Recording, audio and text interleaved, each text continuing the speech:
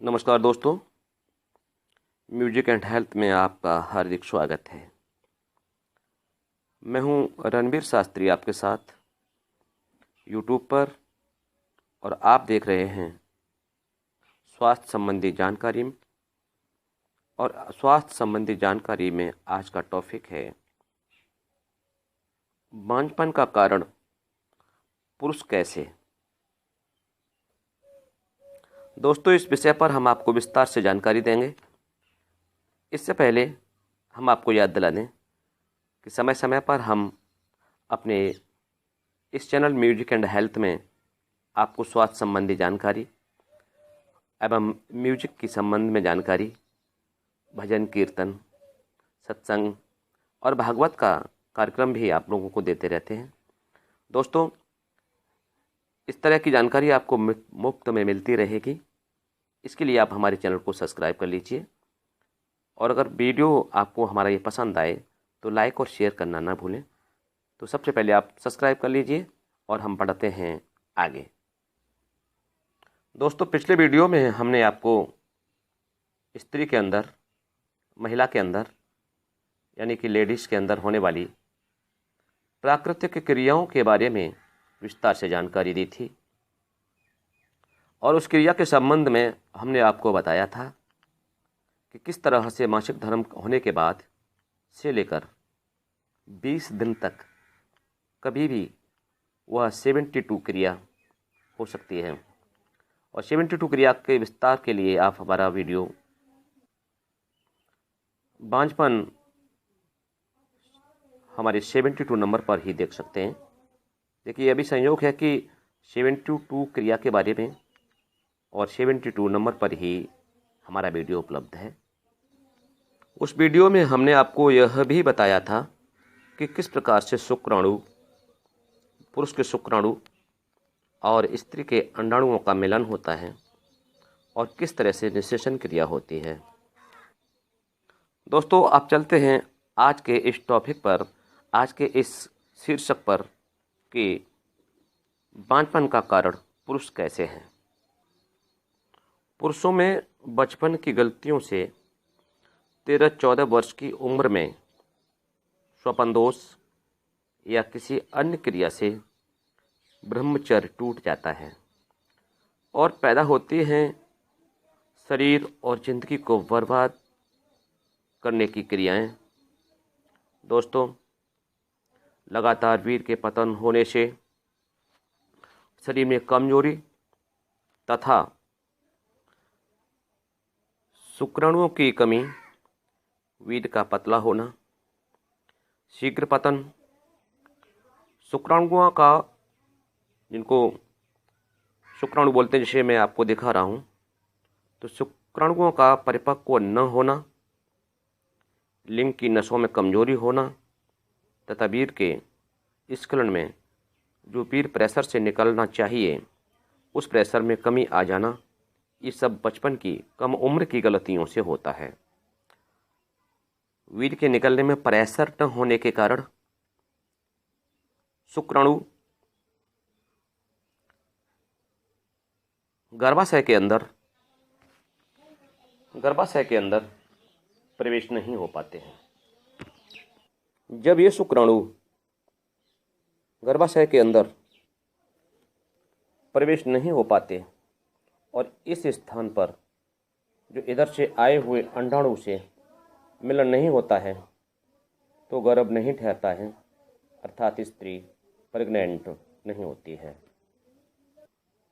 शुक्राणुओं की कमजोरी के कारण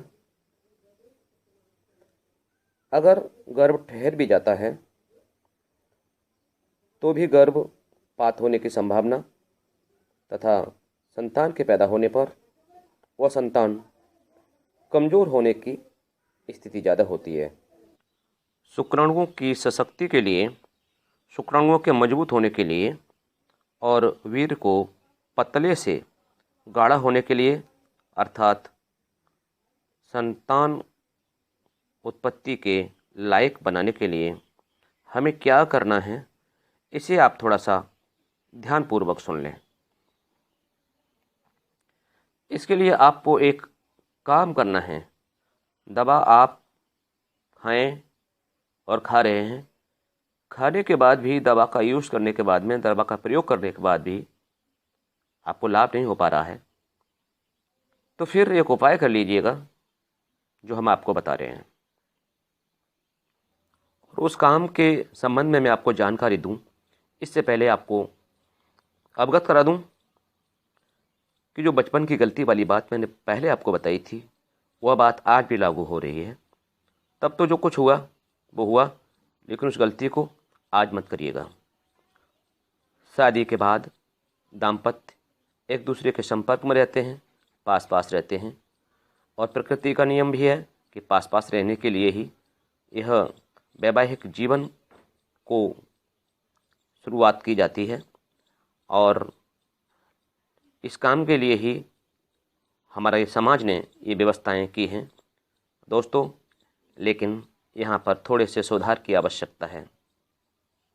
इलाज चल रहा है, पति पत्नी साथ साथ रह रहे हैं, फिर भी प्रेग्नेंट पोजीशन नहीं हो पा रही है, अर्थात गर्भ नहीं ठहर रहा है, स्त्री गर्भवती नहीं हो रही है। इसका कारण यह है कि अधिक सहवास करना। अधिक सहवास करने से भी जो शुक्राणुओं के अंदर कमजोरी होती है और ज़्यादा कमज़ोर हो जाते हैं। इसलिए पुरुषों को चाहिए कि वह भी ब्रह्मचर्य का पालन करें। दाम्पत्य जीवन, संतान और ब्रह्मचर्य, आहा, ब्रह्मचर्य का नाम सुन के आप चौंक गए ना? चौंकिए मत, इट इज़ ट्रू, यह बिल्कुल सत्य है। ब्रह्मचर्य भी आवश्यक है संतान उत्पत्ति के लिए।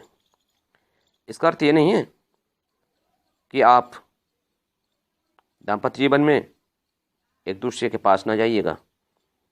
दोस्तों, यहाँ पर मैं आपको मेडिकल साइंस के हिसाब से आपको बता देना चाहता हूँ कि अधिक सहवास करने से वीर्य पतला, शुक्राणुओं की कमजोरी होती है। इसलिए आपको चाहिए, वह चाहिए, देखिए जो ऋषि मुनियों ने हमारे यहाँ जो व्यवस्था लागू की, अक्सर हम लोग जब बहुत दवा कराते हैं, इलाज कराते हैं और उसके बाद भी लाभ नहीं होता है, तो चाहे हिंदू हो, मुस्लिम हो, सिख, ईसाई, जैन, बौद्ध, किसी भी धर्म को मानने वाला हो, वह पुरुष और स्त्री अपने भगत के पास, सयाने के पास, धर्म गुरुओं के पास जाते हैं। ऋषि मुनियों ने जो व्यवस्था की, वही व्यवस्था विज्ञान पर भी लागू होती है, पूरी तौर से लागू होती है। धर्म गुरुओं ने कहा, भगत ने कहा, या किसी अन्य सयाने ने कहा कि आपका काम सब ठीक हो जाएगा, ऐसा करो, इनको 1 महीने के लिए मायके भेज दो। स्त्री का मायके भेजने का अर्थ क्या है आप जानते हैं? इसका अर्थ यही है कि दाम्पत्य जीवन में दोनों एक दूसरे से अलग हो जाएंगे तो इनको ब्रह्मचर्य का पालन हो जाएगा और सशक्तिकरण हो जाएगा शुक्राणुओं में। और इसके बाद में जब मिलन होगा तो यह संभावनाएं बहुत ज़्यादा प्रेग्नेंट होने के लिए अनुकूल हो जाएंगी। दोस्तों, इलाज जहाँ से भी करा रहे हों वहाँ से कराएं, लेकिन 10 दिन से लेकर 15 दिन का ब्रह्मचर्य का पालन करें, और उसके बाद में समयानुकूल अगर स्त्री पुरुष का मिलन होता है तो संभावनाएं बहुत ज़्यादा प्रेग्नेंट होने के लिए बढ़ जाती हैं। ऋषि मुनियों से लेकर के विज्ञान ने भी इस बात को माना कि हाँ, यह सत्य है कि अगर शुक्राणुओं में सशक्तिकरण नहीं होगा, शुक्राणु सशक्त नहीं होंगे, मजबूत नहीं होंगे, स्वस्थ नहीं होंगे, तो प्रेग्नेंट की क्रिया नहीं हो पाएगी, अर्थात गर्भ नहीं ठहरेगा। और शुक्राणुओं के सशक्तिकरण के लिए, उनके मजबूती के लिए यह 10-15 दिन के ब्रह्मचर्य की क्रिया बहुत आवश्यक है। इन सारी क्रियाओं के साथ आपका नियम संयम, प्रातःकाल का ब्रह्म मुहूर्त में उठना भी आपके लिए बहुत आवश्यक है। सूर्योदय से 1-1.5 घंटे पहले आपको चारपाई छोड़ देनी चाहिए। थोड़ा सा व्यायाम और रनिंग इतनी होनी चाहिए कि एक बार हल्का सा पसीना झलकने लगे और लंबी लंबी श्वास, गहरी श्वास, जैसे श्वास फूल जाए, हाँफनी आ जाए, तो समझो कि आपका व्यायाम परिपूर्ण हो गया है। और ऐसी स्थिति में एक जगह बैठकर गहरी गहरी सांस लेनी चाहिए, जिससे कि ब्लड के अंदर ऑक्सीजन पहुंच जाए। जैसे हमारे ऋषि मुनियों ने प्राणवायु कहा। प्राणवायु जब हमारे ब्लड के अंदर पहुंचती है तो हमारे शरीर में फुर्ती और हर प्रकार की जो आंतरिक क्रियाएं जो हैं वो सुचारू रूप से होने लगती हैं और हमारे अंदर, शरीर के अंदर शक्ति संग्रहित होती है, शक्ति का संचार होता है और इस प्रकार से हम स्वस्थ होते हैं। और जब शरीर स्वस्थ होगा तो इस वीडियो का जो उद्देश्य है वो पूरा होगा। इसलिए दोस्तों, सुबह समय से उठें, इस बात का ध्यान रखें। दोस्तों, अगले वीडियो में आपसे फिर मुलाकात होगी। तब तक के लिए नमस्कार। दोस्तों, हमारे इस चैनल को सब्सक्राइब अवश्य कर लें, जिससे कि आपको इस तरह की जानकारी आगे चल कर के मिलती रहे। दोस्तों, नमस्कार।